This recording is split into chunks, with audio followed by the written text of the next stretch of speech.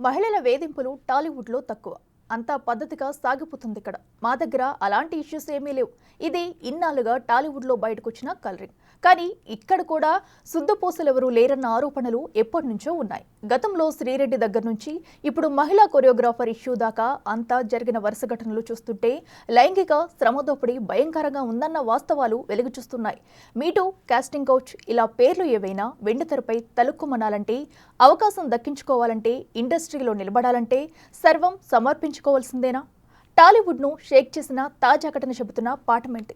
Johnny మాస్టర్పై దాఖలైన ఎఫ్ఐఆర్లో ఉన్న సంచలన విషయాలేంటి? టాలీవుడ్ దేశంలోనే పేరున్న ఫిల్మ్ ఇండస్ట్రీ. ఇక్కడ అవకాశాలు రావాలంటే ఒక్క టాలెంట్ ఉంటే సరిపోతుందా అంటే కానే కాదన్న చర్చ ఇప్పుడు జరుగుతోంది. వెండితెరపై తమను తాము చూసుకోవటం చాలా మంది కల. ఆ కల నెరవేర్చుకునేందుకు ఎన్ని కష్టాలైనా పడతారు. సినిమా ఆఫీసుల చుట్టూ ఒక్క ఛాన్స్ అంటూ అవకాశాల కోసం తిరుగుతారు. కాని ఆ వెండితెర వెలుగుల వెనుక కన్నీటి కథలెన్నో ఉంటాయి. కొన్ని తెరపైకొస్తాయి, ఇంకొన్ని రావు, అంతే తేడా.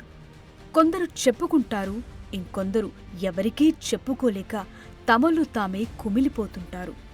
మొన్నటికి మొన్న మాలీవుడ్లో హేమ కమిటీ రిపోర్ట్ చుట్టూ దేశవ్యాప్తంగా జరిగిన చర్చ, వేధింపులపై జరిగిన రగడ అంతా ఇంతా కాదు.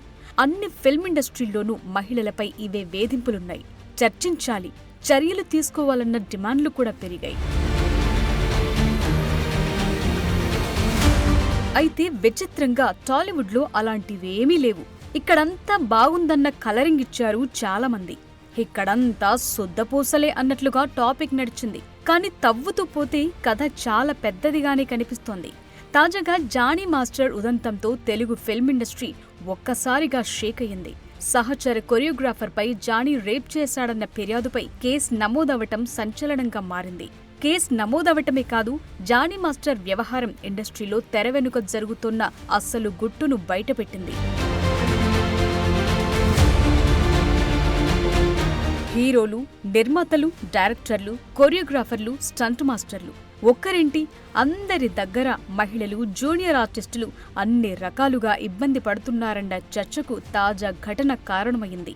ఆకాశమంత ఎత్తుకు ఎదగాలని చాలా మంది కలలు కంటూ ఇండస్ట్రీలోకొస్తుంటారు. కానీ ఇక్కడికొచ్చాకే అసలు లోతు తెలుస్తుంది. ఈ ఊబిలో ఒక్కసారి ఇరుక్కుంటే ఇక బయటపడటం కష్టమే.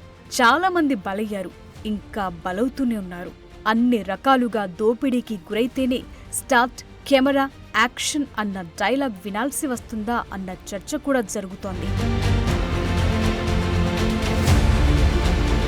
టాలీవుడ్లో డర్టీ పిక్చర్పై చర్చ మరోసారి తెరపైకి రావటానికి కారణం ప్రముఖ కొరియోగ్రాఫర్ జానీ మాస్టర్పై అత్యాచార కేసు నమోదవటమే. స్టైలిష్ స్టెప్పులకు కేరఫ్ అయిన జానీ ఎలియాస్ షేక్ జానీ బాషా అగ్రెసివ్ యాటిట్యూడ్తో వార్తల్లో నిలుస్తూ వస్తున్నారు.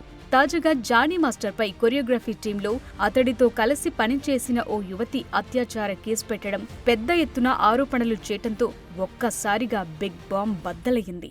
ఓ ఛానల్లో ప్రసారమైన డాన్స్ షో నుంచి జానీ మాస్టర్తో పరిచయం ఏర్పడిందని, అప్పటి నుంచి నడిచిన జర్నీలో చాలా సమస్యలు, సవాళ్లు, లైంగిక వేధింపులు ఇవెన్నో ఎదురయ్యాయని ఇచ్చిన ఫిర్యాదులో యువతి పేర్కొంది. కంప్లైంట్ అందటంతో రాయదుర్గం పోలీసులు కేసు నమోదు చేశారు. బిఎన్ఎస్ 376, 506, 323 వంటి సెక్షన్ల కింద కేసు నమోదు చేసి విచారణ చేపట్టారు.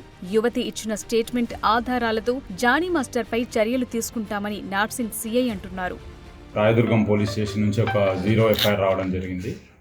అక్కడ ఒక victim age about 21 to 22 years, ఈ ఫిలిం ఇండస్ట్రీకి సంబంధించిన కొరియోగ్రాఫర్ ఎవరైతే జానీ మాస్టర్ ఎవరైతే ఉన్నారో ఆమెని సెక్సువల్గా అబ్యూజ్ చేసినట్టుగా, థ్రెటనింగ్ చేసినట్టుగా, వర్క్ ప్లేస్లో థ్రెటన్ చేసినట్టుగా, సెక్సువల్ అబ్యూజ్ చేసినట్టుగా మాకు 0 ఎఫ్ఐఆర్ అయ్యి మాకు ఇక్కడికి రావడం జరిగింది. మాకు ఇక్కడ నిన్న మేము కూడా ఇక్కడ ఎఫ్ఐఆర్ చేసినాము.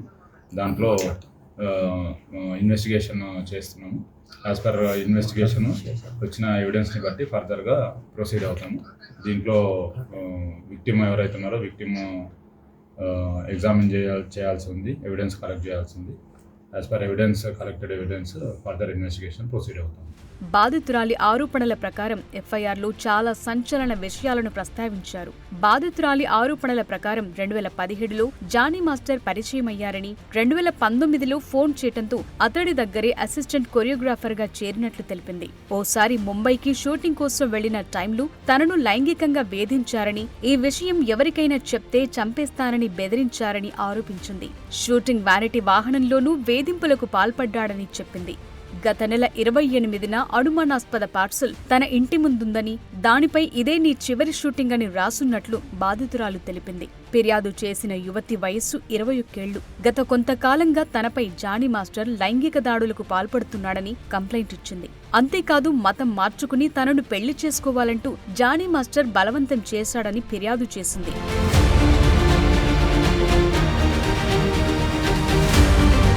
తనకు అవకాశాలు లేకుండా చేస్తున్నారని, జానీ మాస్టర్ నుంచి ప్రాణహాని ఉన్నట్లు ఫిర్యాదు చేశారు.